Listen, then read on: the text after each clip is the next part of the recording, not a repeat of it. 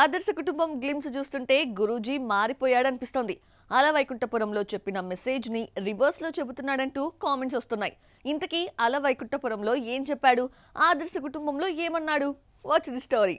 గుంటూరు కారం రిలీజ్ తర్వాత 2 ఏళ్లు గ్యాప్ తీసుకున్న గురూజీ వెంకటేష్తో ఆదర్శ కుటుంబం తీస్తున్నాడు. హీరోయిన్ శ్రీనిధి శెట్టి పోషించిన స్వర్ణ రోల్ను పరిచయం చేస్తూ గ్లిమ్స్ రిలీజ్ చేశారు. అలవైకుంఠపురంలో అల్లు అర్జున్ ఆడవాళ్ల గురించి చెప్పిన మాటలు గుర్తుకొస్తున్నాయి. అలవైకుంఠపురం సినిమాకు రివర్స్లో ఆదర్శ కుటుంబం ఉంటుందనిపిస్తోంది.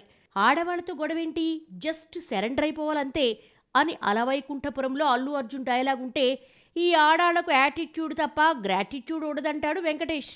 హీరోయిన్ క్యారెక్టర్ రీత్యా గురూజీ ఇలా డైలాగ్ రాసిన అలవైకుంఠపురంలోకు ఆపోజిట్ డైరెక్షన్లో ఉందంటూ కామెంట్స్ చేస్తున్నారు నెటిజన్లు. ఆదర్శ కుటుంబం అక్టోబర్ 2న రిలీజ్ అవుతోంది.